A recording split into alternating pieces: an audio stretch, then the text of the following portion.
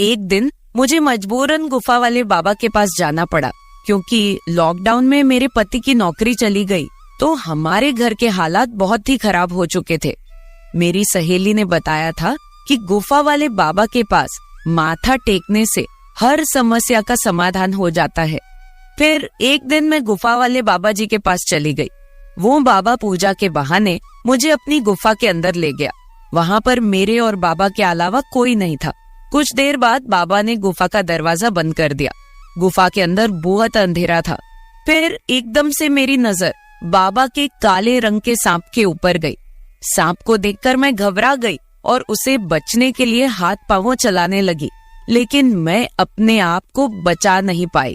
फिर बाबा ने भी मेरे अकेले होने का फायदा उठाया और मेरे साथ कुछ ऐसा हुआ कि दोस्तों, मेरा नाम रितिका है और मेरी उम्र 26 साल की है। मैं शादीशुदा औरत हूँ। मेरे परिवार में मेरे पति राहुल और मेरी 2 बेटियां हैं। हमारी अरेंज मैरिज हुई थी। हमारी शादी को 15 साल हो चुके हैं। इसी बीच हमारी 2 बेटियां हुई। बड़ी का नाम हमने बड़े प्यार से रोशनी और छोटी का नाम काजल रखा। मेरे पति एक मिडिल क्लास फैमिली से बिलोंग करते हैं। वो प्राइवेट कंपनी में नौकरी करते थे, मगर कंपनी में लॉकडाउन के दौरान उनकी नौकरी जाती रही। फिर हम पंजाब से दिल्ली शिफ्ट हो गए और काम की तलाश करने लगे। मेरे पति को कोई काम नहीं मिल रहा था। वो कई दफ्तरों में इंटरव्यू देने के लिए जाते रहते, पर फिर भी उन्हें नौकरी नहीं मिल पा रही थी। इसी कारण हमारे घर में आए दिन पैसे को लेकर लड़ाई झगड़े होने शुरू हो गए। अब घर तो पैसों से ही चलता है। आम आदमी की जरूरत कभी खत्म नहीं होती।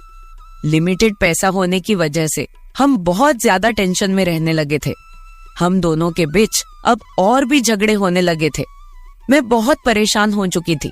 फिर एक दिन मैं अपनी सहेली को ये सारी बातें बताई तो उसने मुझे बताया कि कोई बाबा है जो गुफा वाला बाबा के नाम से मशहूर है। कहते हैं कि उसके पास जाने से हर कोई समस्या का समाधान हो जाता है। दूर दूर से लोग उसके पास माथा टेकने के लिए आते हैं। उस बाबा को लोगों ने काफी बड़ा दर्जा दिया हुआ है। कहते हैं कि वो बाबा मन की शक्ति प्रदान करता है और लोगों के दुख तकलीफ दूर करता है। मैंने अपने पति को यह सारी बात बताई।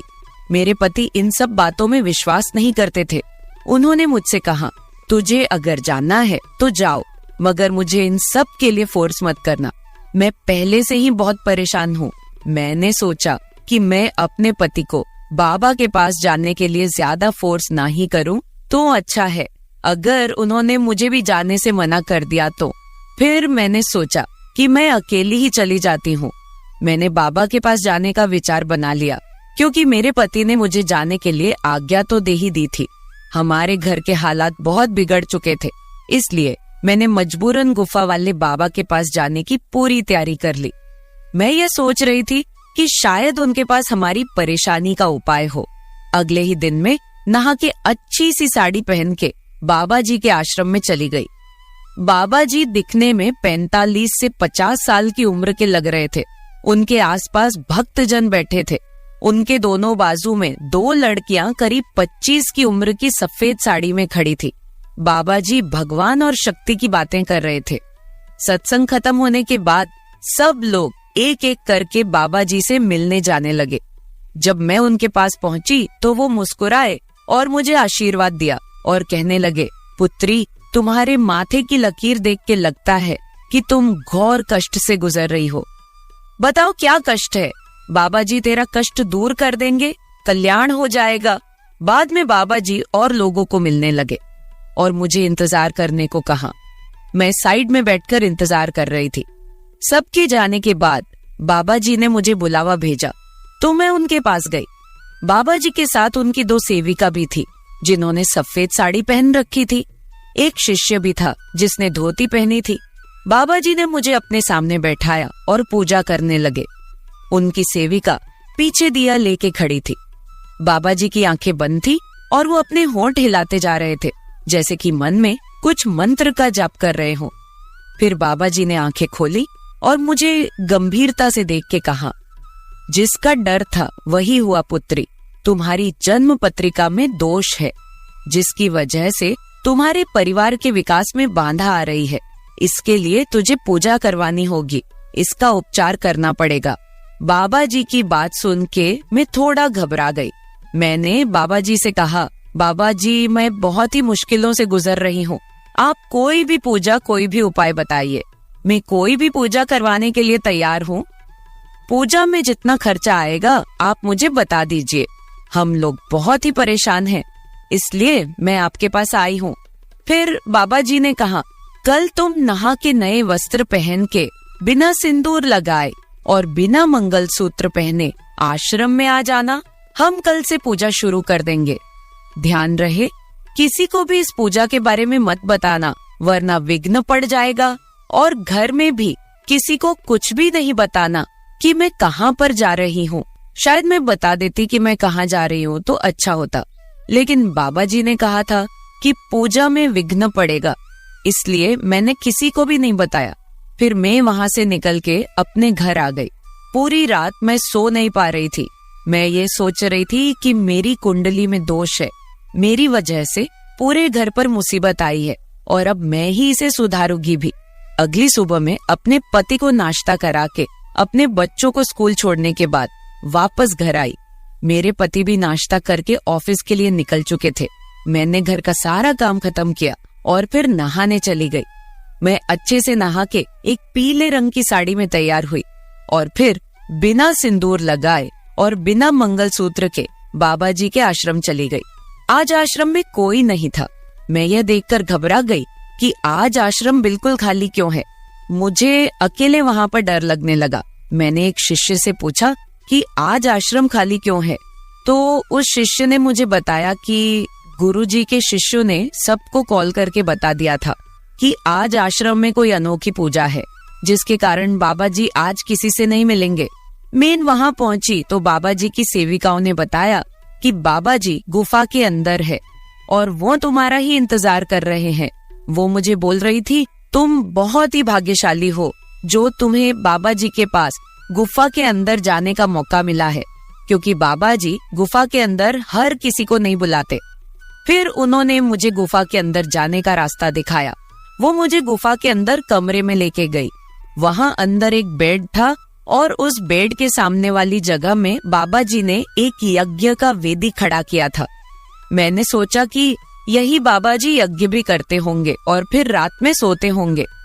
मेरी सोच को रोकते हुए उनकी एक शिष्या बोली, तुम बिल्कुल सही जगह आई हो, बाबा जी तुम्हारी हर इच्छा पूरी कर देंगे, उनके पास बहुत बड़ी शक्ति है। तुम बाबा जी के साथ यही बैठो, हम लोग बाहर जाते हैं। तुमने किसी को बताया तो नहीं कि तुम यहाँ आई हो? मैंने नामे सिर हिलाया। बाबा जी ने मुझे बैठने के लिए कहा। मैं और बाबा जी वहीं फर्श पे बैठ गए। बाबा जी मंत्र बोलकर अग्नि में घी डाल रहे थे। वो मंत्रों का उच्चारण करते जा रहे थे। फिर एक सेविका बाहर से दूध का ग्लास लेके अंदर आई। बाबा ने थोड़ा दूध अग्नि में डाला और बाकी दूध को हाथ में पकड़ के कुछ मंत्र बोला और फिर वो दूध मुझे पीने को कहा। बाबा बोले, इसे पी जाओ, लेकिन मुझे डर लग रहा था कि कुछ गलत ना हो जाए, क्योंकि यहाँ पर कोई और नहीं था। मुझे डर लग रहा था, मगर मैंने डरते डरते दूध का ग्लास हाथ में ले लिया और दूध एक ही बार में पूरा पी लिया। दूध पीने के बाद मुझे कुछ अजीब सा लगने लगा। अचानक ही मुझे नशा सा चढ़ने लगा। मेरी आंखों के आगे अंधेरा छाने लगा। मैं बेहोश सी होने लगी। मैं फर्श पे ही गिर पड़ी। मुझे लगा कि मुझे शायद कुछ कमजोरी की वजह से चक्कर आ गए हैं। पहले तो मैं कुछ समझ ही नहीं पा रही थी। कुछ देर बाद मुझे थोड़ा सा होश आया तो मुझे पता चलने लगा कि मेरे साथ क्या क्या हो रहा है, पर मैं उसका विरोध नहीं कर पा रही थी क्योंकि मैं पूरी तरह होश में नहीं थी। मुझे महसूस हो रहा था कि कुछ जने मिलके मुझे उठा रहे हैं और फिर उन्होंने मुझे पलंग पे लेटा दिया। मैं आंखें खोल के सब कुछ देख रही थी मगर कुछ कर नहीं पा रही थी। फिर उस बाबा ने अपने शिष्य को बाहर इंतजार करने के लिए कहा। बाबा ने पूजा शुरू कर दी।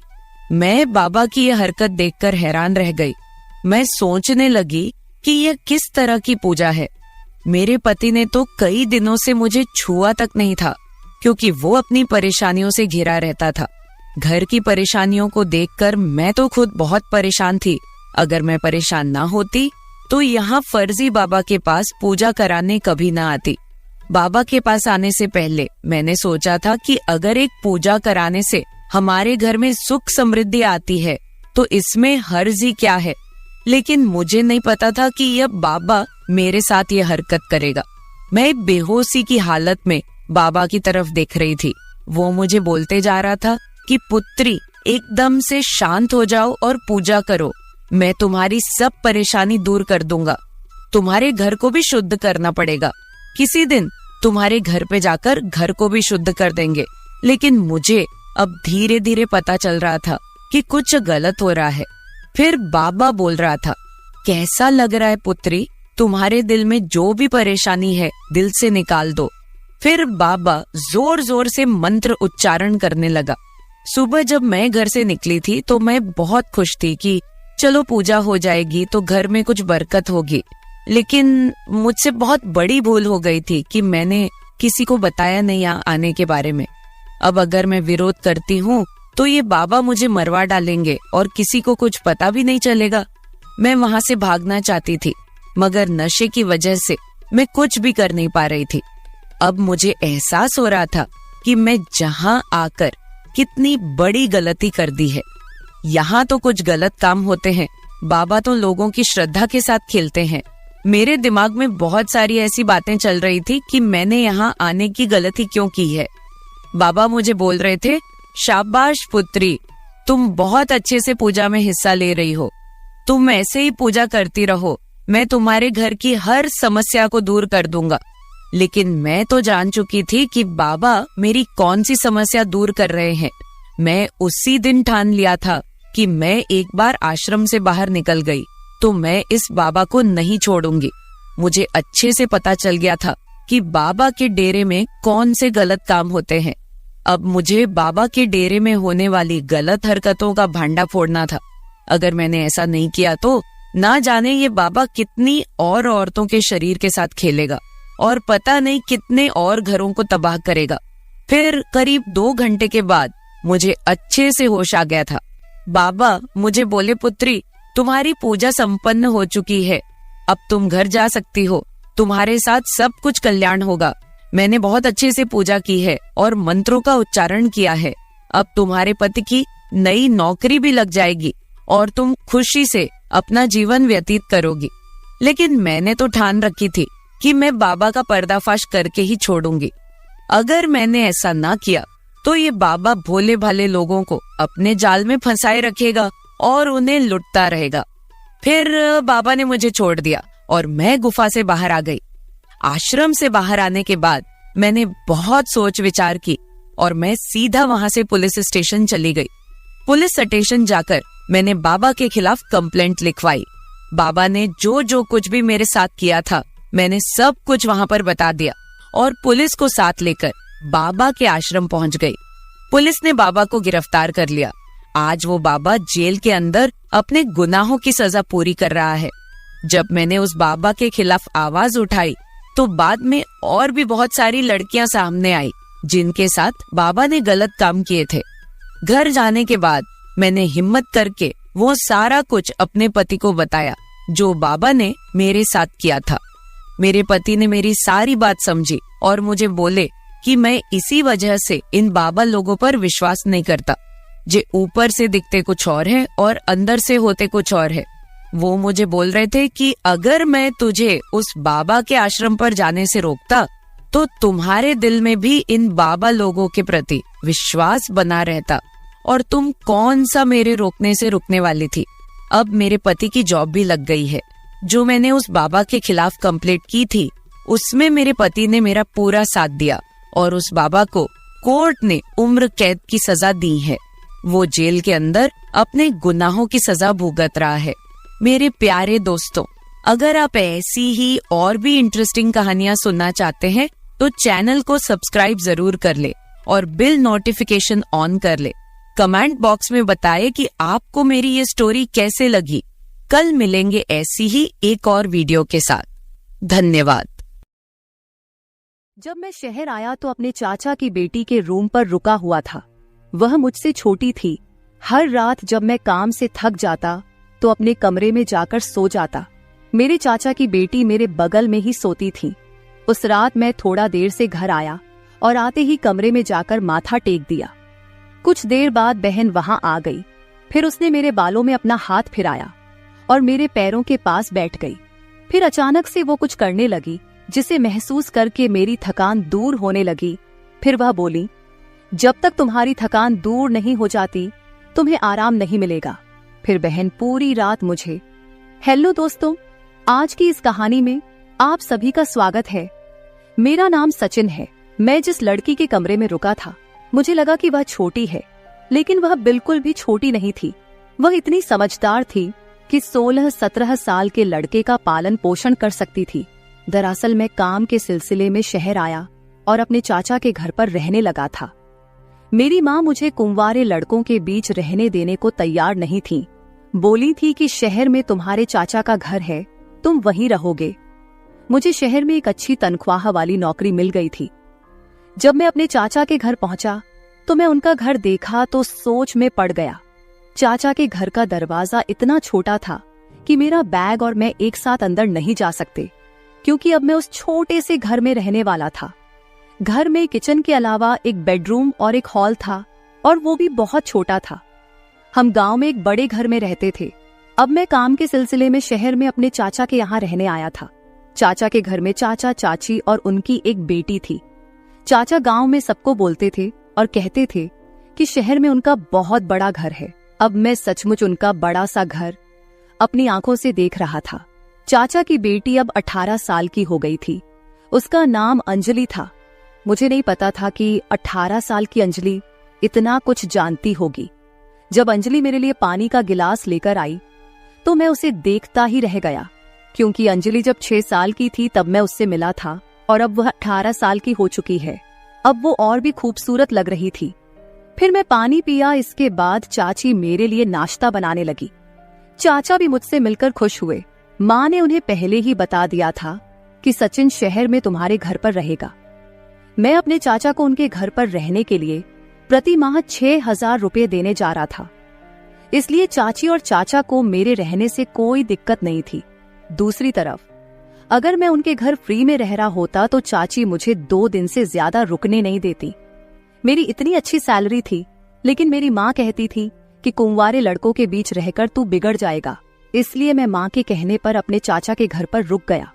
जब अंजलि और मैं मिले तो अंजलि मेरी तरफ देख रही थी। चाचा के घर में एक कमरा अंजलि का था। चाचा चाची हॉल में सोते थे। मैंने चाचा से कहा कि मुझे अपना एक अलग कमरा चाहिए, क्योंकि कभी कभी मैं रात देर तक काम करता हूँ। फिर चाचा ने कहा, तुम अंजलि के कमरे को अपना कमरा समझो, क्योंकि तुम उसके साथ ही रहोगे।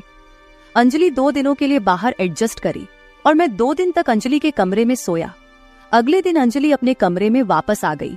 उसने कहा, मुझे बाहर हॉल में नींद नहीं आती। उस दिन के बाद वो बेडरूम में मेरे बगल में सोने लगी। अंजलि दिखने में बहुत खूबसूरत थी और अब उसकी उम्र भी करीब आ रही थी। उस रात नींद में मैंने गलती से अंजलि के शरीर को छू लिया। जैसे ही मुझे इसका एहसास हुआ मैंने तुरंत अपना हाथ हटा लिया, लेकिन कुछ ही मिनटों में मुझे अंजलि का हाथ अपनी छाती पर महसूस हुआ। मुझे लगा कि उसने गलती से मेरी छाती को छू लिया है, लेकिन शायद मैं गलत था, क्योंकि दूसरे दिन भी मैंने अंजलि को अपने बहुत करीब आते देखा। मुझे अपने चाचा के घर आए 15 दिन हो गए थे। फिर एक रात मैंने अंजलि को मोबाइल फोन पर कुछ देखते हुए देख लिया। मैं उसके मोबाइल में झांकने लगा तो उसने तुरंत मोबाइल बंद कर दिया। फिर मैं उससे उसका मोबाइल मांगने लगा तो वह देने से इनकार कर दी। फिर मैं चुपचाप करवट बदलकर एक तरफ सोने का नाटक करने लगा। थोड़ी देर बाद मैं अंजलि की तरफ देखा तो वह सो रही थी, कोई हलचल नहीं कर रही थी। इसलिए मैं उसका मोबाइल फोन लेने के लिए उसकी तरफ हाथ बढ़ाया, क्योंकि उसका मोबाइल फोन उसके सर के पास था। तभी वह करवट बदलकर सीधी हो गई, जिसके कारण मेरा उसके वजूद को पकड़ लिया। तभी मेरा नजर उसके फेस पर पड़ा। वह थोड़ा मुस्कुरा रही थी, तो मैं समझ गया कि वह सोई नहीं बल्कि जगी हुई है। उसके बाद मैं जल्दी से उसको पलटकर मोबाइल फोन ले लिया। तभी वह हंसने लगी और मैं जल्दी से मोबाइल फोन खोलने लगा, लेकिन मोबाइल फोन पर लॉक लगा हुआ था, इसलिए मैं उसे खोल न पाया। शायद इसीलिए अंजलि इतना हंस रही थी। फिर मैंने उससे बिना बोले चुपचाप सो गया। फिर कुछ दिन बीतने के बाद अगले महीने की 3 तारीख को मुझे मेरा वेतन मिल गया। फिर चाचा के घर को अपना घर समझकर मैंने बहुत सी चीजें खरीदी और चाचा के घर आ गया। अंजलि के लिए एक नायरा सूट और चाचा के लिए फॉर्मल यूनिफॉर्म, चाची के लिए साड़ी और खाने का सामान, मैं सब कुछ ले आया था। चाची वो सब देखकर बहुत खुश हुई। अंजलि अब मुझसे हंसकर बातें कर रही थी। ऐसी ही एक रात जब मैं पानी पीने के लिए उठा तो मुझे अंजलि अपने पास नहीं दिखी। मैंने अपने कमरे का दरवाजा खुला पाया तो मैं बाहर जाकर देखा तो रात के 1 बजे अंजलि ने हॉल का पर्दा हटा दिया था और हॉल में झांक रही थी। मैं यह देखने के लिए उसके पीछे खड़ा हो गया कि वह इतनी रात हॉल में क्या देख रही है। जैसे ही मैं उसके पीछे खड़ा हुआ, मेरी नजरें हॉल में घूम गई। सामने का नजारा देखकर मैंने अंजलि को एक तरफ खींच लिया और उसका हाथ पकड़कर बेडरूम में ले गया। मैंने अंजलि से कहा, अंजलि तुम ये क्या कर रही थी? वे तुम्हारे अपने माता पिता हैं। रात को मम्मी पापा के निजी समय में ताक झांक करना सही नहीं है। अंजलि को इस तरह चाचा चाची की तरफ देखता देखकर मैं थोड़ा गुस्सा हो गया तो उसने मुझसे माफी मांगी और कहा कि भाई इसके बारे में किसी को मत बताना। मैं आज के बाद ऐसा कुछ नहीं करूंगी। अंजलि जो कर रही थी उसमें उसकी इतनी भी गलती नहीं थी। चाचा को अब एक बड़ा घर खरीद लेना चाहिए था क्योंकि उनकी बेटी अब बड़ी हो रही थी तो उन्हें इस बात का एहसास होना चाहिए। अगले दिन मैंने चाचा से कहा, चाचा अब आपको एक बड़ा सा घर खरीद लेना चाहिए। अब हमारी मायरा बड़ी होती जा रही है, उसे भी अपना अलग कमरा चाहिए और आपको भी अपना अलग कमरा चाहिए। चाचा ने कहा, घर में हम 3 लोग हैं, 3 लोगों के लिए ज्यादा बड़े घर की क्या जरूरत है? अब तुम घर में चौथे व्यक्ति हो, फिर भी हमें रहने में कोई दिक्कत नहीं हो रही है, तो फिर बड़ा घर क्यों चाहिए? जवाब सुनकर मेरा चेहरा उतर गया। चाचा से बात करते समय मेरा फोन बजा। मेरे फोन पर मेरी माँ का फोन था, इसलिए मैं अपना फोन रिसीव किया तो माँ ने मुझसे कहा, मैंने तुम्हें एक लड़की की फोटो भेजी है, बताओ तुम्हें कैसी लग रही है? मैंने कहा, माँ मुझे लड़की की फोटो बहुत अच्छी लगी। ये सुनने के बाद कि मेरी माँ की पसंद मेरी पसंद है, मेरी माँ ने तुरंत अगले 20 दिनों में शादी करने का फैसला किया। शादी के बाद कुछ दिनों की छुट्टियों के बाद मैं नौकरी के लिए शहर आने लगा। तब मेरी माँ ने कहा, अपनी पत्नी को कुछ दिनों के लिए अपने साथ ले जाओ। फिर मैं तारा को अपने साथ शहर ले आया। पहले मैं शहर में अपने चाचा के घर पर रहता था, इसलिए मैं अपने चाचा के घर आ गया। जब मैं अपनी पत्नी के साथ चाचा के घर आया तो अंजलि का कमरा पूरा मेरा हो गया था। वह रात में अपने माता पिता के साथ हॉल में सोती थी। तारा को शहर लाए हुए अभी 3 दिन हो गए थे। इन 3 दिनों के बाद अचानक रात को जब मैं अपनी पत्नी की बाहों में सो रहा था, तभी मैंने अंजलि को हमारे बगल वाले कमरे से झांकते हुए देखा। उसे देखकर मैं तुरंत तारा को छोड़कर बिस्तर से उठकर बैठ गया। मुझे उठता देख अंजलि तुरंत दरवाजे से हट गई। फिर मैं सोचने लगा कि अगर तारा को यह शहर का माहौल पसंद आया तो मैं तुरंत अगले महीने हमारे लिए वहां एक अलग कमरा तलाश कर लूंगा। लेकिन 5वें ही दिन तारा ने उस शहर को ना कहना शुरू कर दिया। उसने कहा, मैं यहां ज्यादा देर तक नहीं रह सकूंगी, मुझे गांव में रहने की आदत है। मुझे न तो यहाँ का पानी पसंद है और न ही यहाँ की हवा। फिर अचानक तारा की तबीयत खराब हो गई। इतने समय तक रहने के बाद मुझे उस पानी से कोई परेशानी नहीं हुई थी, लेकिन तारा को दर्द होने लगा, इसलिए वह गांव जाने की जिद करने लगी। उसकी तबीयत बिगड़ती जा रही थी, इसलिए मैंने उसे गांव भेज दिया। उसके बाद मैं अपने चाचा के घर पर अकेला रहने लगा। मैं तारा से उतना खुश नहीं था जितना मुझे होना चाहिए था, क्योंकि मैंने उसकी जो तस्वीर देखी थी वो बहुत चमकदार थी और वो शादी में चमक भी रही थी। लेकिन जब शादी के बाद उसने अपना मेकअप उतारा तो उसे देखकर मैं बहुत परेशान हो गया, क्योंकि आसमान वाले तारा की तरह मेरी तारा नहीं थी। वह थोड़ी सांवली थी। मुझे एक गोरी पत्नी चाहिए थी, लेकिन अब क्या करे जब शादी हो गई और वह पवित्र भी है। इसलिए मैं उस पर विश्वास करके उसके साथ अपना जीवन बिताना चाहता था। अब तारा गांव चली गई थी तो मेरे लिए और भी ठीक था। हालांकि अब मेरी शादी हो चुकी थी, फिर भी मैं शहर में ही काम करने वाला था। इसलिए मैंने सोचा कि चाचा के घर रहना ही ठीक है, क्योंकि एक अकेले अपने लिए इतना पैसा खर्च करना मुझे ठीक नहीं लगा। तारा के घर जाने के बाद मैंने 3 दिन की छुट्टी ले ली, क्योंकि मैं बहुत थक गया था और आराम करना चाहता था। जिस दिन मेरी छुट्टी थी, चाचा रोज की तरह सुबह अपने काम पर चले गए। चाची एक गृह उद्योग कंपनी में काम करने जाती थी, वो भी काम पर चली गई थी। उस वक्त अंजलि और मैं दोनों ही घर पर थे। नाश्ते के बाद मैं अपना लैपटॉप लेने बेडरूम में जाने लगा। कमरे के दरवाजे पर हैंडल तक नहीं था, इसलिए बेडरूम का दरवाजा हमेशा थोड़ा खुला ही रहता था। और आज मैंने अंजलि को खुले दरवाजे की दरार से अपने कपड़े बदलते हुए देखा। अंजलि का गोरा प्यारा रूप देखकर मेरी आंखों में चमक आ गई। फिर सोचा, कहाँ मेरी सावली पत्नी और कहाँ अंजलि। दोनों का आपस में दूर दूर तक कोई मेल नहीं। अंजलि काफी देर से मेरे आसपास थी, लेकिन मैंने कभी उसे इस तरह से नहीं देखा था। उसका गोरा रंग देखकर बोला, हाय रे मेरी किस्मत।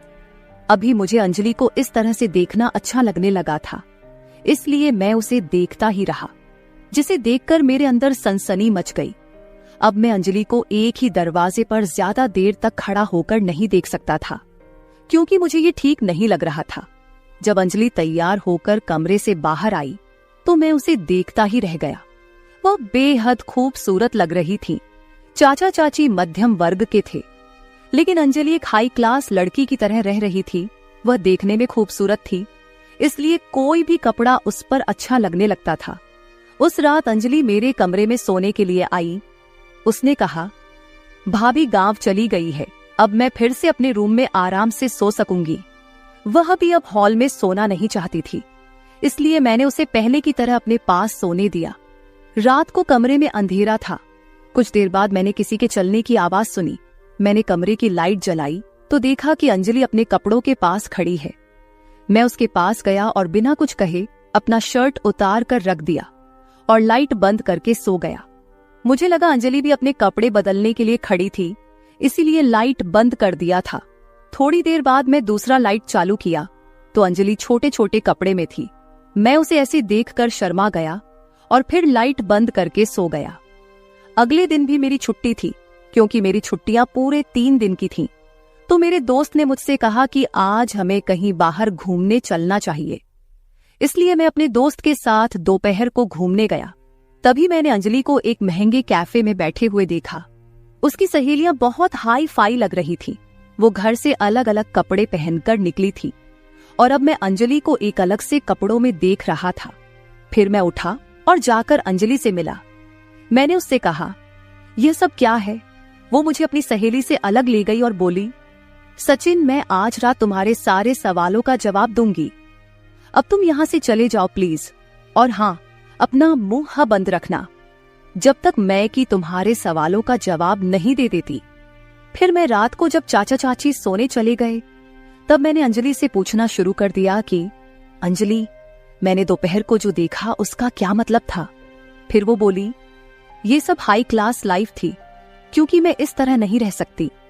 अंजलि 18 साल की लड़की थी, लेकिन मुझे उसके व्यवहार और वाणी में बड़ा अंतर नजर आया। मुझसे बात करते करते वो मेरे पास आ गई। जब से मेरी शादी हुई है, तब से मुझे अनुभव हो रहा था कि एक औरत से मुझे कितना सुख मिलता है। और अब अंजलि जैसी खूबसूरत लड़की को अपने पास देखकर मैं अपने होश खोने लगा था। लेकिन जैसे ही मुझे होश आया और मैंने अंजलि को अपने से दूर किया, तो मुझे बिल्कुल भी नहीं लगा कि अंजलि मेरे चाचा की बेटी है, क्योंकि उसके व्यवहार से मुझे ऐसा महसूस नहीं हुआ। उस रात मैं उसे अपने से दूर करके सोने चला गया और सुबह उठने से पहले ही कमरे से निकल गया। मैं हॉल में बैठकर नाश्ता कर रहा था। जब अंजलि कमरे से बाहर आई तो मैं उसे लंगड़ा कर चलते हुए देखा। मुझे समझ नहीं आ रहा था कि वो इस तरह पैर से लंगड़ा कर क्यों चल रही है। मुझे लगा कि शायद उसके पैर में कुछ लग गया है। जब चाची की नजर उस पर पड़ी तो चाची ने उससे पूछा, अंजलि, तुम इतना लंगड़ा कर क्यों चल रही हो? क्या तुम्हारे पैर में कुछ दिक्कत है? इस पर उसने कहा, सचिन मुझसे बेहतर जानता है कि मेरे पैरों में क्या दिक्कत है। अंजलि ने सीधे मेरी ओर इशारा कर दिया। मुझे इसका कारण नहीं मालूम था और यह भी नहीं जानता था कि उसने मुझे ऐसा क्यों बोला, लेकिन फिर भी मैंने चाची को बताया कि सोते समय अंजलि का पैर बिस्तर के कोने को बिछल गया था। अंजलि सुबह से शाम तक मुझे बड़ी ही ललचाई नजरों से देख रही थी। फिर मैं सोचा कि जैसे ही चाची काम पर जाएंगी, मैं उससे ऐसे झूठ बोलने का कारण पूछूंगा। उस वक्त अंजलि ने मुझसे कहा, आज तो मैं सिर्फ अपनी माँ के सामने लंगड़ाकर चल रही थी, कल पापा के सामने भी इसी तरह लंगड़ाकर चलूंगी। और भी बहुत कुछ कर सकती हूँ मैं, यदि तुम मुझे वह नहीं दोगे जो मैं चाहती हूँ। फिर मैं अंजलि से बोला, जब तुम्हें बिना वजह किसी चीज की जरूरत नहीं है तो मैं तुम्हें कैसे कुछ दे सकता हूँ। तभी अंजलि मेरे पास आई। फिर उसने कहा, ठीक है, तुम जो चाहो मुझसे ले सकते हो। और वह मेरे सामने अपनी बाहें फैलाकर खड़ी हो गई। मुझे समझ नहीं आया कि वो क्या कह रही है। तभी उसने मेरा हाथ पकड़कर अपनी कमर पर रख लिया और बोली, तुम जो चाहो मेरे साथ कर सकते हो, लेकिन इसके लिए तुम्हें मुझे कुछ भुगतान करना होगा। तब मुझे याद आया, कल रात को भी शायद अंजलि मेरी पैंट से कुछ पैसे ही निकाल रही थी, लेकिन फिर भी मैंने उससे कुछ नहीं कहा। लेकिन अब तो वो चरम सीमा पर पहुंच गई थी। वह पैसों के लिए इतनी कम उम्र में अवांछित काम करने को तैयार थी। उसने जबरदस्ती मेरा हाथ अपनी कमर पर रख लिया। मैंने उससे बोला कि यह सब गलत है, लेकिन वह एक न सुनी और फिर उसने मुझे कसकर पकड़ लिया। फिर जैसे तैसे करके मैं अंजलि से दूर हुआ। उसने मुझे वापस अपने पास खींच लिया। फिर वह बोली, अब हमारे बीच कोई नहीं है, तुम मुझसे जो चाहो ले सकते हो। अंजलि बात कर ही रही थी कि तभी दरवाजे पर चाची आ गई। चाची ने जब हमें देखा तो उस समय अंजलि मुझसे ज्यादा दूर नहीं थी। चाची ने अंजलि से कहा, अंजलि, तुम ये सब क्या करने जा रही हो? अंजलि ने बिना डरे चाची से कहा, मैं क्या गलत कर रही हूँ? मैं भी एक अच्छी हाई क्लास जिंदगी जीना चाहती हूँ, तो मैं वही कर रही हूँ जो आप करते हैं। क्या आप अपने मैनेजर के साथ ऐसा कुछ नहीं करते हैं और उससे पैसे नहीं ले लेते हैं? मैंने यह सब देख लिया है। अब मेरे पास अपने घर में अधिक पैसा कमाने का रास्ता मिला है, तो मैं उसके साथ ये सब करने के लिए तैयार हूँ। फिर चाची अंजलि पर चिल्लाई। उन्होंने अंजलि से कहा कि तुम बहुत बेवकूफ हो, तुम्हें बड़ों से बात करने की बिल्कुल भी समझ नहीं है। चाची अंजलि का मुंह बंद करने के लिए उसके पास दौड़ी, लेकिन तभी मैंने चाची को रोक दिया। फिर मैं चाची से कहा, क्या अंजलि जो कुछ कह रही है वो सब सच है? तब चाची शर्म से अपना सिर झुकाए खड़ी थी और मेरे सवाल का जवाब नहीं दे पाई। तो मैंने आगे कहा, चाची आप ये क्या कर रही हो? शायद ये सब देखकर अंजलि की हालत खराब हो रही है। जब से मैं इस घर में आया हूँ, मैंने उसे एक बार नहीं बल्कि 2 बार मेरी जेब से पैसे निकालते देखा है। मेरा पैसा एक बार नहीं कई बार चोरी हुआ है, लेकिन आपकी और माँ की वजह से मैं हमेशा शांत रहा। मुझे इस परिवार के किसी भी सदस्य पर कभी संदेह नहीं हुआ, लेकिन इस चीज से हमेशा के लिए छुटकारा पाना जरूरी था, क्योंकि अंजलि की हालत दिन ब दिन बिगड़ती जा रही थी। जब से मैंने अंजलि को पैसे चुराते हुए देखा है, तब से मैं उस पर नजर रख रहा हूँ। वह अब मेरे सामने पैसे नहीं चुरा पा रही थी और मुझे नहीं पता था कि अंजलि अब ऐसा रास्ता चुनेगी। आप मुझे सच बताओ, आप दोनों मिलके चाचा के पीछे इस घर में एक साथ क्या कर रही हो? मेरी बात पर चाची रोने लगी।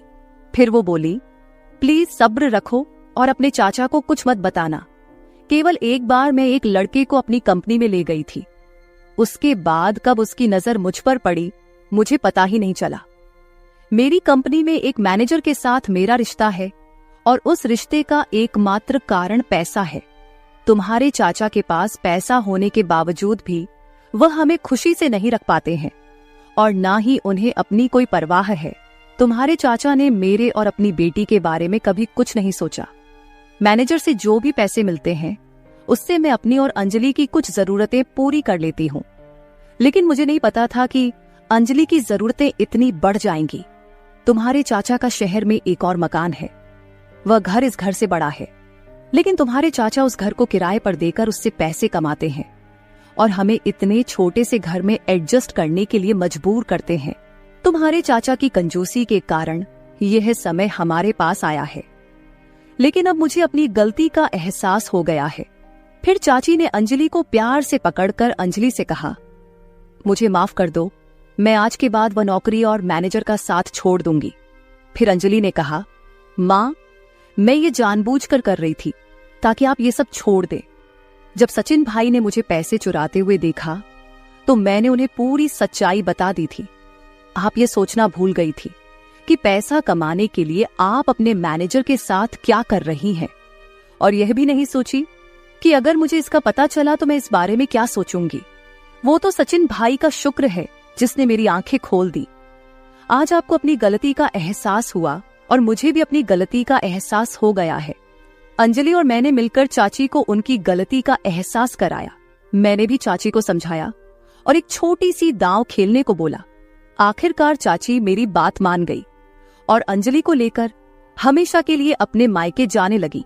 तभी चाचा के मन में एक रोशनी जगी और उन्होंने अपना छोटा सा घर छोड़ दिया और अपना सामान दूसरे घर में शिफ्ट करने को बोला। ये सुन चाची और अंजलि बहुत खुश हो गई और दोनों ने मुझे धन्यवाद दिया। उस दिन से चाचा ने अपनी कंजूसी बहुत कम कर दी। मुझे भी जीवन के राह मेरी माँ ने अच्छी तरह सिखाई थी कि जीवन में पैसा बचाना चाहिए, लेकिन पहले अपने परिवार के लोगों को खुश रखने के बाद।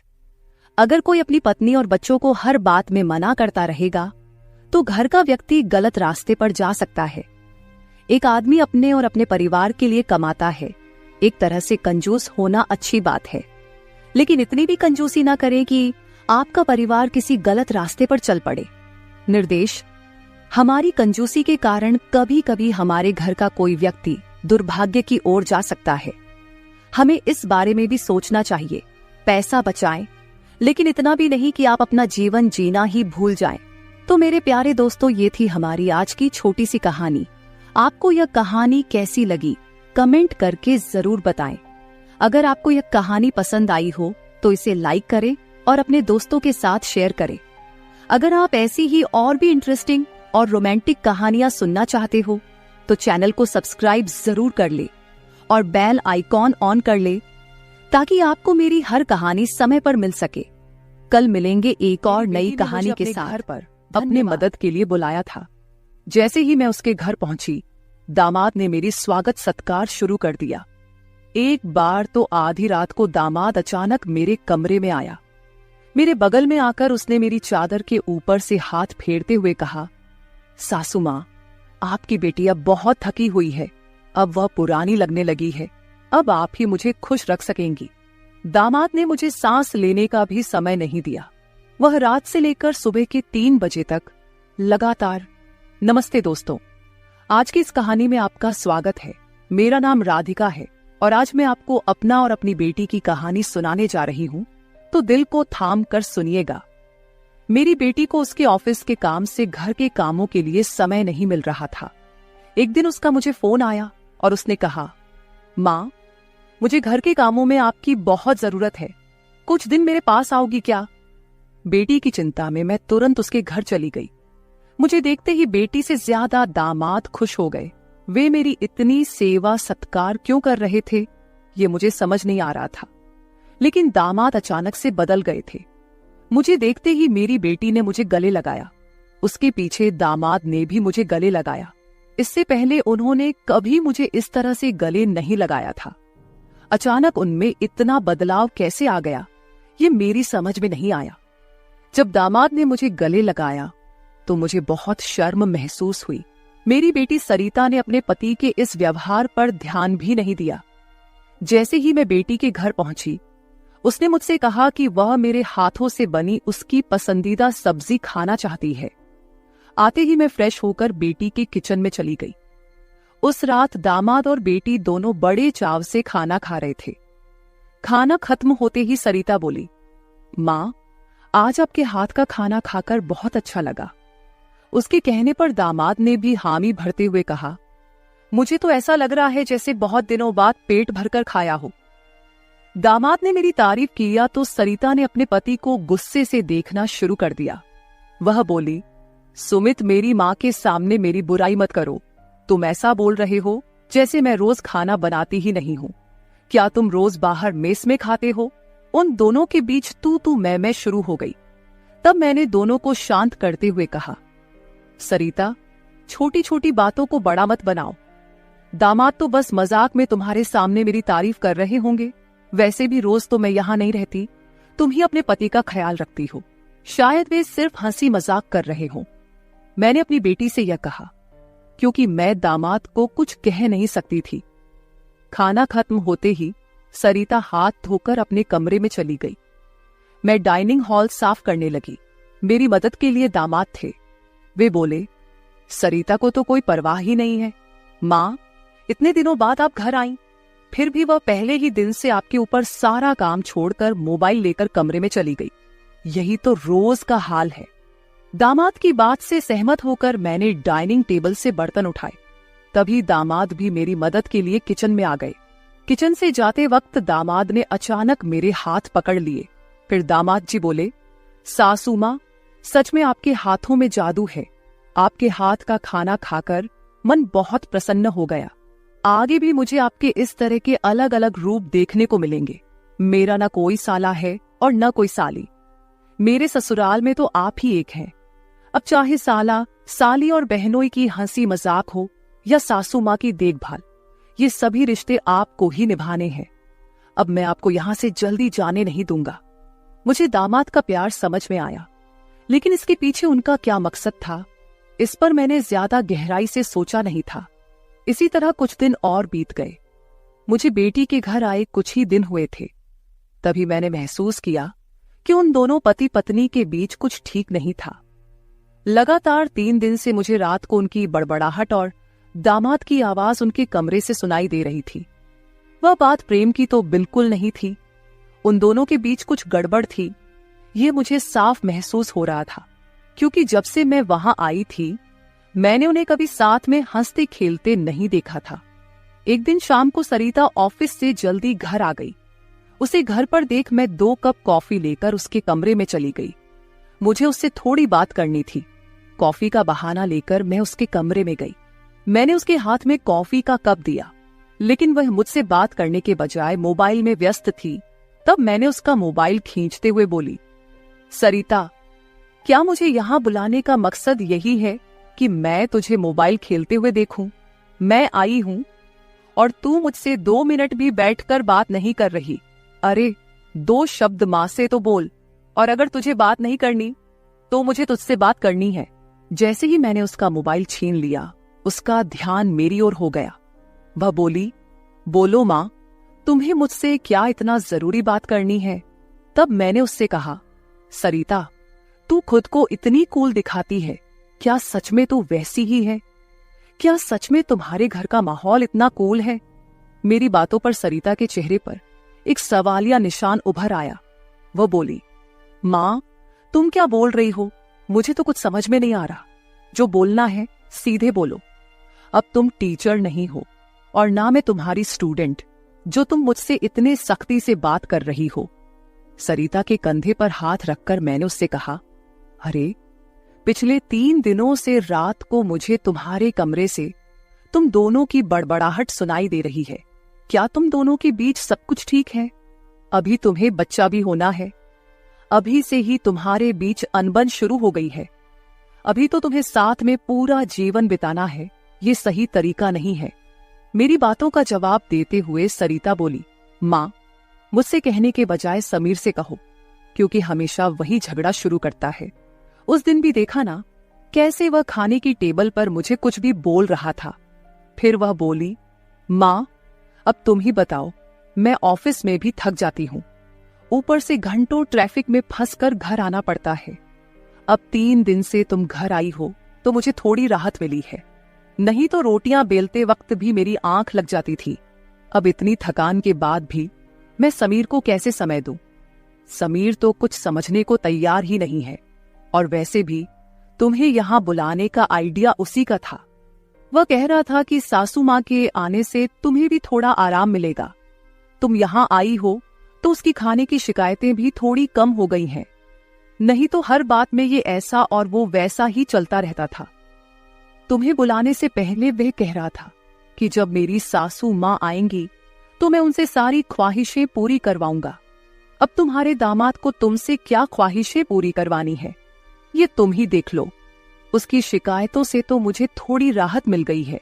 सरिता की बातें सुनकर मुझे लगा कि सच में उसे काम से समय नहीं मिल पाता होगा, इसलिए समीर को खाने पीने की परेशानी हो रही होगी, और शायद इसलिए उन्होंने मुझे कुछ दिनों के लिए बुला लिया होगा। लेकिन दामाद को मुझसे और भी ख्वाहिशें पूरी करवानी थीं, इसका मुझे कोई अंदाजा नहीं था। सरिता की बातें सुनकर मुझे लगा कि उनके बीच सामान्य झगड़े हैं जो वे खुद सुलझा लेंगे। इसीलिए आगे मैंने सरिता को और नहीं समझाया। जैसे ही मैं उसके कमरे से बाहर निकली, मुझे दामाद की गाड़ी का आवाज सुनाई दिया। उस दिन समीर भी जल्दी घर आ गए थे। उन्हें घर में देखकर मैंने कहा, आज आप जल्दी आ गए, चलो अच्छा हुआ। आज तुम दोनों बाहर जाकर डिनर कर लो, घर में संभाल लूंगी। उन्हें थोड़ा बाहर घूमने फिरने का मौका मिलेगा, इसलिए मैंने उन्हें डिनर के लिए बाहर जाने को कहा। लेकिन दामाद ने कहा, सासू मां, होटल जाने की जरूरत नहीं है। आज मेरे बॉस का 50वां जन्मदिन है। बॉस ने जन्मदिन के मौके पर एक 5 स्टार होटल में पार्टी रखी है और हमें खास तौर पर उस पार्टी में बुलाया गया है। समीर की बात सुनकर मैंने कहा, अरे वाह, तो फिर तुम दोनों जल्दी से अच्छे से तैयार हो जाओ और साथ में पार्टी में जाओ। तब दामाद जी बोले, सासू मां, हम दोनों अकेले नहीं जाएंगे। बॉस ने पूरे परिवार को बुलाया है और आप भी हमारे परिवार हैं, इसलिए आप भी हमारे साथ चलो। तब सरिता भी मुझसे जिद करने लगी। उसने कहा, मां, घर पर तुम अकेले बैठी क्या करोगी? तुम भी हमारे साथ चलो, तुम्हें भी अच्छा लगेगा। एक तो जब से तुम यहाँ आई हो, मैं तुम्हें कहीं बाहर घुमाने भी नहीं ले जा पाई। मैं छुट्टी लूंगी तो लूंगी, पर अभी तो तुम हमारे साथ बाहर चलो, कम से कम तुम्हारा भी मन थोड़ा हल्का हो जाएगा।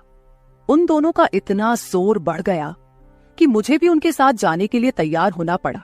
मैं हमेशा कहीं भी जाती थी तो अपने साथ 1-2 पार्टी वियर कपड़े रखती थी। इस बार भी मैंने पिंक रंग की नेट वाली साड़ी साथ रखी थी। मैंने वही साड़ी पहनकर अच्छे से तैयार होकर कमरे से बाहर आई। जैसे ही मैं बाहर आई, दामाद मुझे लगातार देखने लगे। वो मुझे ऊपर से नीचे तक नजर फेरने लगे। उन्होंने कहा, आज आपको सासू मां कहने में मुझे शर्म आ रही है, क्योंकि आप किसी भी तरह से उम्रदराज नहीं लग रही हैं। आज तो आप किसी हीरोइन से कम नहीं लग रही हैं। दामाद की बातों पर मुस्कुराते हुए मैं बाहर गाड़ी के पास चली गई। कुछ देर बाद घर को लॉक करके बेटी और दामाद भी बाहर आ गए। दामाद मेरी तारीफ कर रहे थे, लेकिन सरिता का ध्यान उस पर नहीं था। लेकिन जैसे ही पार्टी में गए और दामाद के बॉस हमारे पास आए, उन्होंने मुझे देखकर समीर से कहा, समीर, तुम्हारी साली तो बहुत ही सुंदर है।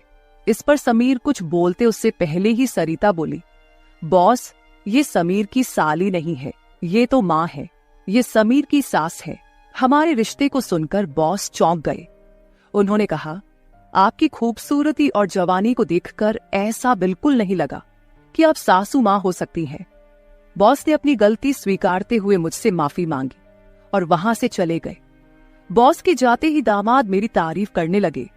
उन्होंने कहा, सच में सासू माँ, आज तो आप सरिता से भी ज्यादा खूबसूरत लग रही हैं। सच में पत्नी तो ऐसी होनी चाहिए।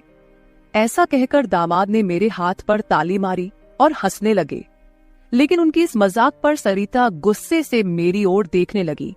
अब मुझे धीरे धीरे दामाद की नजरों का एहसास होने लगा था। कुछ देर बाद हम घर जाने के लिए निकल पड़े। घर पहुंचते ही सरिता और मैं एक साथ गाड़ी से उतरे।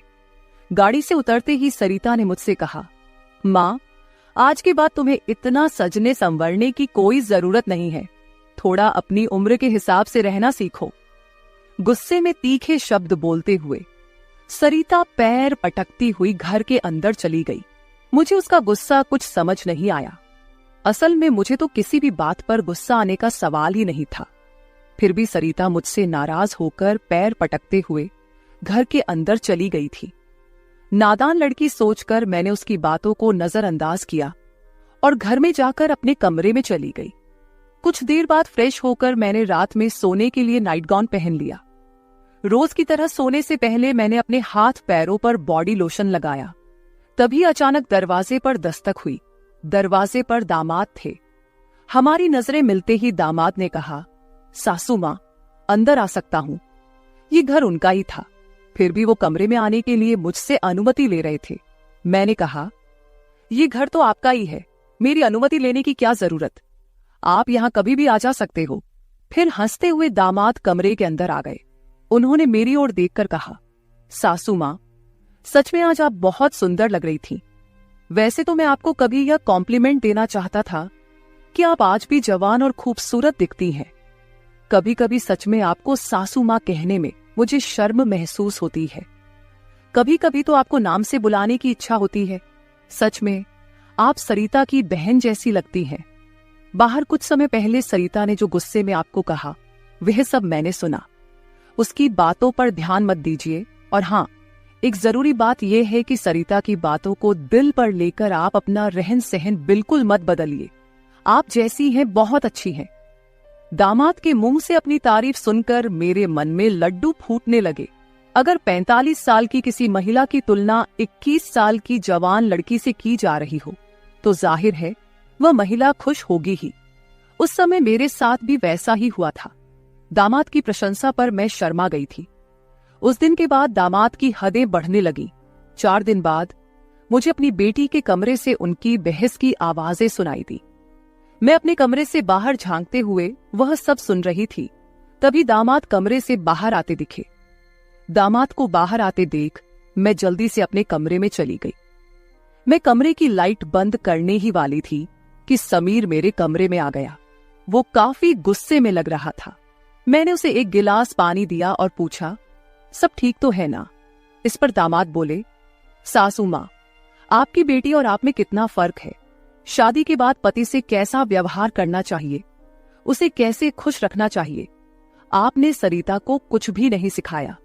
जब भी मैं उसके पास जाता हूं वह मुझसे एक ही बात कहती है कि मैं बहुत थक गई हूं। आपकी बेटी अब पूरी तरह बूढ़ी दिखने लगी है। उसके सामने आप जवान लगती हैं। कहां आपकी जवानी और कहां सरिता की समय से पहले आई बुढ़ापा। मैंने शांत रहकर समीर की सारी बातें चुपचाप सुनी। उनकी बातें खत्म होते ही मैंने उसे समझाते कहा, दामाद जी, आप गुस्सा मत कीजिए। सरिता अपने ऑफिस के काम में पूरी तरह थक जाती है, इसलिए वह थोड़ी परेशान हो गई है। कुछ दिन आप दोनों बाहर घूमने चले जाइए, सब कुछ ठीक हो जाएगा। काम की भाग दौड़ में खुद के लिए भी समय निकालना जरूरी है। इस पर दामाद बोले, मैं तो सब कुछ करने के लिए तैयार हूं, लेकिन आपकी बेटी को ऑफिस से छुट्टी लेने की इच्छा होगी, तभी मैं भी उसके साथ कहीं जा सकूंगा।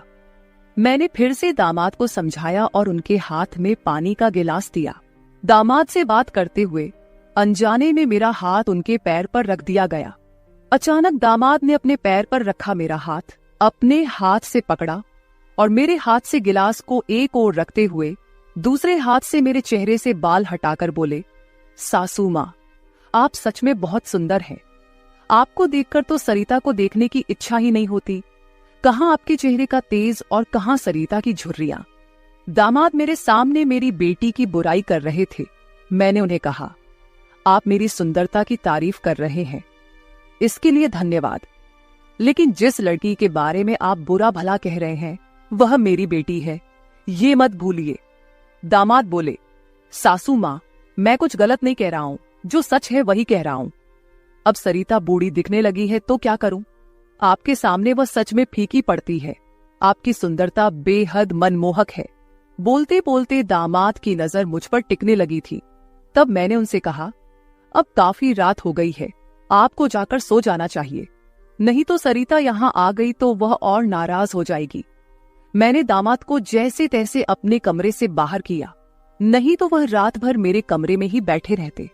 खैर, जो भी हो, लेकिन समीर ने मेरी जो प्रशंसा की वह मुझे बहुत पसंद आई।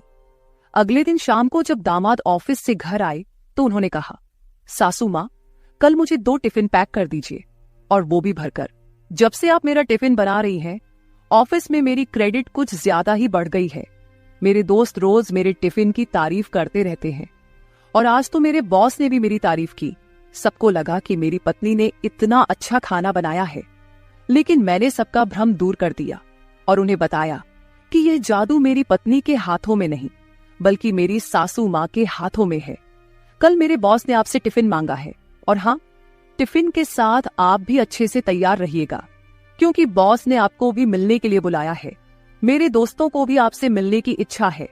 दामाद मेरी तारीफों के पुल बांध रहे थे, तभी सरिता वहीं बैठी थी। बातें करके समीर डाइनिंग हॉल से बाहर चले गए। मैं भी किचन में रात का खाना बनाने जाने लगी। तभी सरिता ने कहा, मां, तुम्हें अपने दामाद के सामने ज्यादा कूल बनने की कोशिश नहीं करनी चाहिए। मैंने तुम्हें उसी दिन समझाया था कि तुम्हें अपनी उम्र के हिसाब से रहना चाहिए। अब ना तुम नौकरी करती हो ना पापा है, तो तुम्हें इन सब नखरों की क्या जरूरत है। कल तुम समीर के ऑफिस जा ही रही हो तो एकदम साधारण और सादगी से जाओ। मुझे तुम्हारा यह टाप टिप रहना बिल्कुल अच्छा नहीं लगता। मेरी अपनी बेटी मुझ पर हुक्म चलाने लगी थी। उस समय मुझे सरिता की बातों पर बहुत गुस्सा आया। मैंने उससे कहा, सरिता, उस दिन मैंने तुम्हें बच्चा समझकर कोई जवाब नहीं दिया, लेकिन अब तुम्हारी हिम्मत बढ़ती जा रही है। याद रखना, मैं तुम्हारी मां हूं, ये मत भूलना। मुझसे बात करते समय अपनी जुबान का ख्याल रखो। एक बात तो तुम्हें भी अच्छे से पता है कि मुझे हमेशा से टापटिप रहने की आदत है। मैं अपनी आदत किसी के कहने से नहीं बदलूंगी। इंसान जितना अच्छा रहता है उतना ही फ्रेश दिखता है, यही मेरा मानना है। तुम चाहे कुछ भी कहो, मैं अपनी रहन सहन नहीं बदलने वाली। अगर किसी को बदलना है तो तुम खुद को बदलो, अपना चिड़चिड़ा स्वभाव बदलो। कभी कभी तो मुझे लगता है कि तुम मेरी ही बेटी हो या नहीं। उस दिन पहली बार मैं अपनी बेटी से इतने गुस्से में बात कर रही थी। इससे पहले सरिता ने भी कभी मुझसे इतने कटु शब्दों में बात नहीं की थी। इसलिए उससे गुस्सा होकर मैं किचन में चली गई। उस रात खाना खाते समय भी मैंने किसी से बात नहीं की। अगले दिन दोपहर के 1 बजे के बाद मुझे मेरे दामाद का फोन आया तो मैं तैयार होकर उनके ऑफिस जाने के लिए निकली। शाम को मैं और समीर साथ ही घर लौटे। मुझे और समीर को साथ देखकर सरिता और भी ज्यादा नाराज हो रही थी। अब मुझे उसकी नाराजगी से कोई फर्क नहीं पड़ता था। वो तो अपने पति को भी खुश नहीं रख पाई थी। मैंने भी अब उससे किसी तरह की कोई उम्मीद नहीं रखी थी। लेकिन इधर मेरे दामाद अब मुझसे बहुत अच्छे से पेश आने लगे थे। हर 2-3 दिन में वो मुझसे कहते कि उनके ऑफिस में उनके दोस्तों ने या कभी उनके बॉस ने मुझसे मिलने के लिए बुलाया है। उस दिन भी सुबह नाश्ता करते समय दामाद ने मुझसे कहा, सासू माँ, घर के सारे काम जल्दी निपटा लीजिए क्योंकि आज भी आपको ऑफिस जाना है। मैंने उनकी बात पर सहमति जताई। जैसे ही समीर ऑफिस के लिए निकले, सरिता ने मुझे घेर लिया। उसने कहा, माँ, मैं कुछ दिनों से देख रही हूँ रोज तुम अपने दामाद के ऑफिस जा रही हो, शाम को उनके साथ हंसती खेलती घर लौटती हो। अब भी तुम दोनों में सास दामाद का रिश्ता बरकरार है या फिर सीमाएं पार हो गई हैं? उस समय सरिता कुछ ज्यादा ही बोल गई थी। मैंने उस पर जोर से चिल्लाई, फिर भी उसे कोई फर्क नहीं पड़ा। उसने कहा, मुझ पर चिल्लाने की बजाय एक बार यह सोचो कि तुम्हारा और तुम्हारे दामाद का रिश्ता किस मोड़ पर जा रहा है। अगर मेरी बात समझ में नहीं आई तो तुम यहां से जा सकती हो। उसकी बातें सुनकर मेरी आंखों से आंसू बहने लगे। मेरे आंसुओं की परवाह किए बिना सरिता ऑफिस चली गई। उसके बाद 5 घंटे बीत गए, लेकिन मैं अपने कमरे में बैठी आंसू बहाती रही। समीर के लगातार फोन आ रहे थे, लेकिन मैंने फोन उठाने से इनकार कर दिया। 5 घंटे बाद मैंने खुद को संभाला और अपना बैग पैक करने लगी। जैसे ही मैं सरिता के घर से निकलने लगी, दरवाजा खोलते ही मैंने देखा कि बाहर मेरा दामाद गाड़ी पार्क कर रहा था। मुझे अचानक जाता देख उन्होंने मेरा हाथ पकड़ा और सीधे घर के अंदर ले आए। कमरे में पहुंचते ही समीर ने मेरा बैग खाली कर दिया। वह बोले, सासू मां, ये क्या हो रहा है? आप बिना कुछ कहे यहां से क्यों जा रही हैं? मैंने उन्हें सरिता की बात कुछ नहीं बताई। मैंने कहा, मेरे कारण शायद आपके रिश्ते में दूरियां आ रही हैं। अब मुझे भी यहां आए काफी दिन हो गए हैं। मैं अपनी बेटी का घर नहीं तोड़ना चाहती। आप अपने जीवन में खुश रहिए, अब मुझे यहां से जाना चाहिए। मैं फिर से अपना बैग पैक करने लगी। तभी दामाद ने मुझे अपनी ओर घुमाए। फिर मेरे कंधे पर हाथ रखकर उन्होंने कहा, सासू मां, जरूर सरिता ने आपको कुछ बुरा भला कहा होगा। मैंने आपको पहले ही समझाया था कि उसकी बातों पर ध्यान न दे। वह मूर्ख है, उसे खुद को संभालना नहीं आता। मुझे तो लगता कि आपकी बेटी आपसे जलने लगी है। जो लोग जलते हैं वे दुआ नहीं देते, इसलिए आपको भी बेफिक्र होकर ठाठ से रहना चाहिए। समीर मुझे हंसाने की कोशिश करने लगे। मेरी आंखों में आंसू देखकर उन्होंने मेरे आंसू पोंछे और कहा, किसी की बातों से इतना हताश मत होइए, मैं आपके साथ हूं। उनके बोलने में एक अलग ही प्यार था। उस दिन के बाद से रोज रात को जब सरिता सो जाती, समीर मेरे कमरे में आने लगे।